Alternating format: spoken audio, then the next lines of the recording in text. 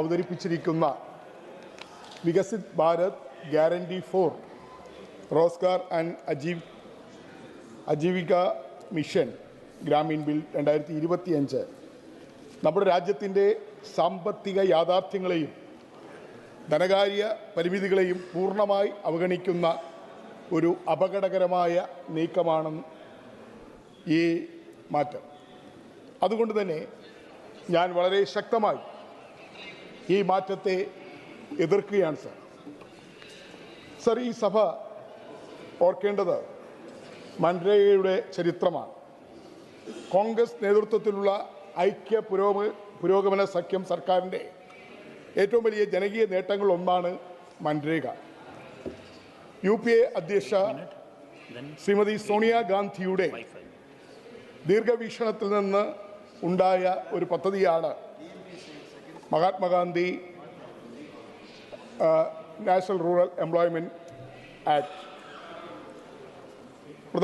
മുൻ പ്രധാനമന്ത്രിയായിരുന്ന ഡോക്ടർ മൻമോഹൻ സിംഗിൻ്റെ നേതൃത്വത്തിലുള്ള ഒന്നാം UPA സർക്കാർ രാജ്യത്ത് ആദ്യമായി തൊഴിൽ ഒരു അവകാശമാണ് എന്ന ആശയത്തിൽ നിയമരൂപം നൽകിയത്. ചെയർമാൻ സർ, മൻരേഗ മാത്രമല്ല, ഒന്നാം UPAയും രണ്ടാം UPAയുടെ കാലത്ത് നമ്മുടെ രാജ്യത്തുണ്ടായ വിപ്ലവകരമായ നിയമങ്ങൾ അത് അനുസ്മരിക്കാതെ പോകുന്നത് ഒട്ടും ശരിയാവില്ല. മൻരേഗ, RTA ആക്ട്, വനാവകാശ നിയമം, ദേശീയ ഗ്രാമീണ ആരോഗ്യ ദൗത്യം, Sarva Shiksha Abhiyan, mid day meal വിപുലീകരണം, വിദ്യാഭ്യാസ അവകാശ നിയമം, ഭക്ഷ്യസുരക്ഷാ നിയമം, വിവരാവകാശം, ഇതെല്ലാം UPA 1-ൻ്റെയും UPA 2-ൻ്റെയും കാലത്ത് വന്ന ജനകീയ നിയമങ്ങളാണ്. മനുഷ്യകേന്ദ്രീകൃതമായ വികസന മാതൃകയുടെ അടയാളങ്ങളാണ് ഈ നിയമങ്ങളെല്ലാം തന്നെ. ദാരിദ്ര്യം കുറയ്ക്കുകയും അസമത്വം നേരിടുന്ന പൗരൻ്റെ അവകാശങ്ങളെ കേന്ദ്രമാക്കുകയും ചെയ്ത ഒരു ഭരണ സമീപനത്തിൻ്റെ പ്രതീകമായിരുന്നു മൻരേഗ. ചെയർമാൻ സാർ, ഞാൻ പ്രതിനിധാനം ചെയ്യുന്ന സംസ്ഥാന കേരളത്തിൽ മൻരേഗ ഒരു സാധാരണ സർക്കാർ പദ്ധതിയല്ല.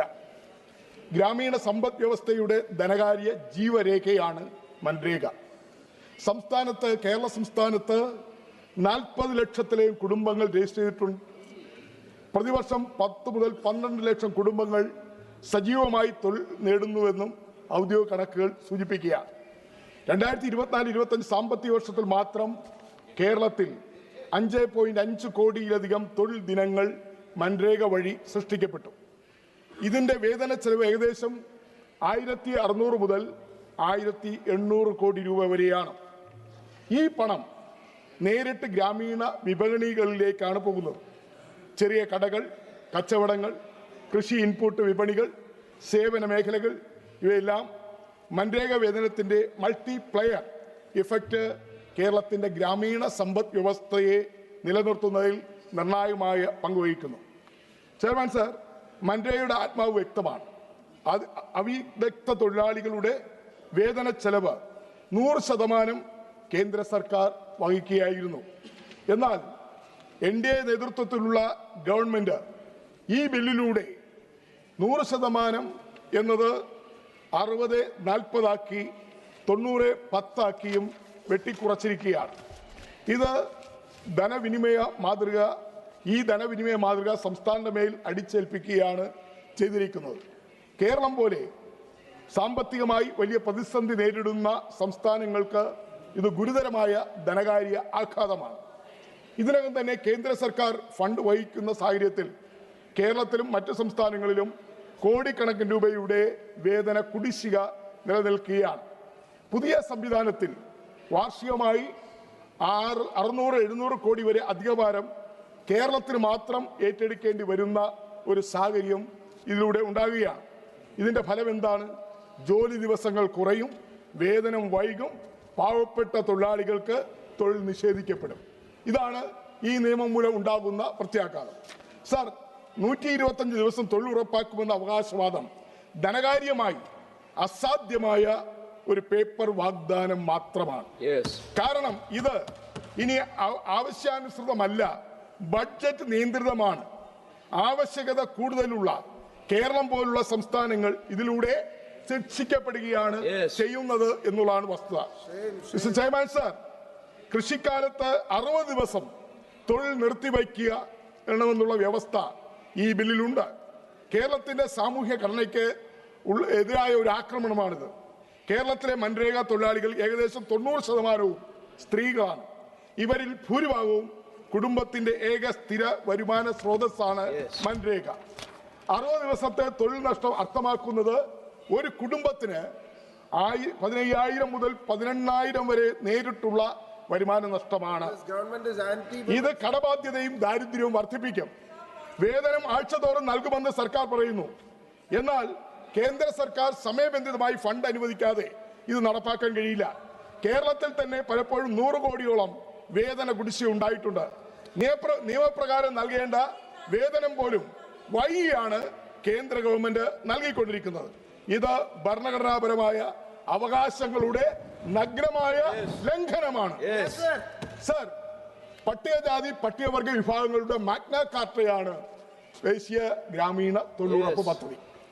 ഈ ദേശീയ ഗ്രാമീണ തൊഴിലുറപ്പ് പദ്ധതി വന്നതിന് ശേഷമാണ് ഇന്ത്യ രാജ്യത്തെ പട്ടികജാതി പട്ടികവർഗക്കാരുടെ പട്ടിണിയും ദാരിദ്ര്യവും ഒരു പരിധിവരെ മാറിക്കിട്ടിയത് എന്ന വസ്തുത ഞാൻ ഈ സഭയിൽ അറിയിക്കാൻ ആഗ്രഹിക്കുകയാണ്.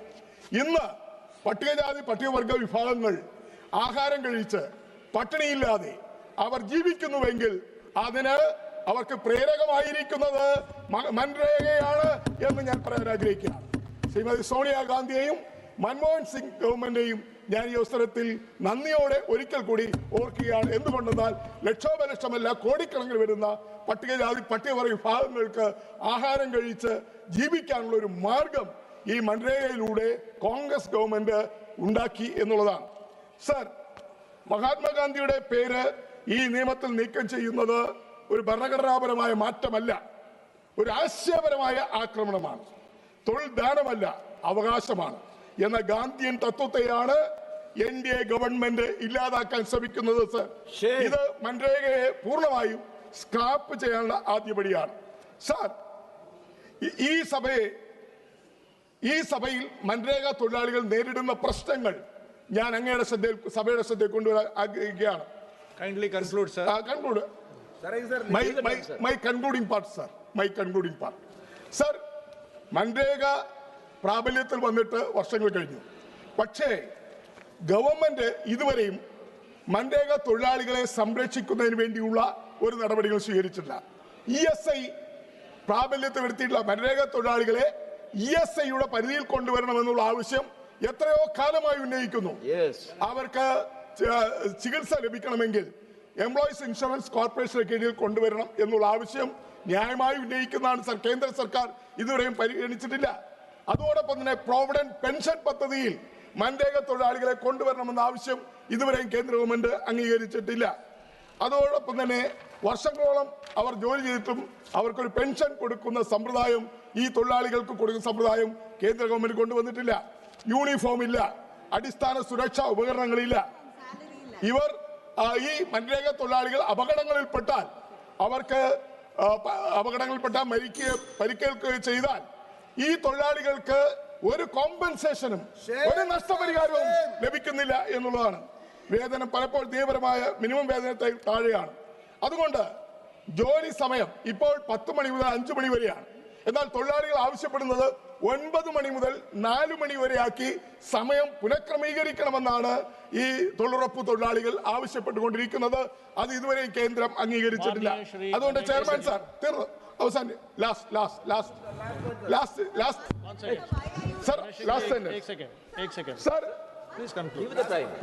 ഈ സഭ, ബഹുമാനപ്പെട്ട ഈ സഭ ഈ ബിൽ ഇപ്പോഴത്തെ രീതിയിൽ അംഗീകരിക്കാൻ പാടില്ല. മൻരേഗയെ ദുർബലപ്പെടുത്തുകയല്ല, ധനകാര്യമായും സാമൂഹ്യമായും ശക്തിപ്പെടുത്തുകയാണ് വേണ്ടത്. അതുകൊണ്ട് ഞങ്ങളുടെ ആവശ്യങ്ങൾ വ്യക്തമാണ്. ആദ്യം ഈ വിദഗ്ധ തൊഴിലാളികളുടെ വേതന ചെലവ് പൂർണ്ണമായും കേന്ദ്രം വഹിക്കണം. ആവശ്യാനുസൃതമായ തൊഴിൽ ഉറപ്പാക്കണം.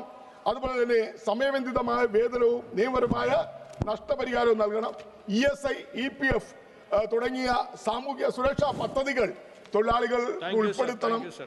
ഈ ആവശ്യങ്ങളാണ് എനിക്ക് ഈ നിയമത്തിന്റെ ചർച്ചയിൽ പങ്കെടുക്കുമ്പോൾ, ഈ ബില്ലിന്റെ ചർച്ചയിൽ പങ്കെടുക്കുമ്പോൾ ഉന്നയിക്കാനുള്ളത്. ബഹുമാനപ്പെട്ട आप बोलिएगा प्लीज. धन्यवाद सभापति महोदय। मैं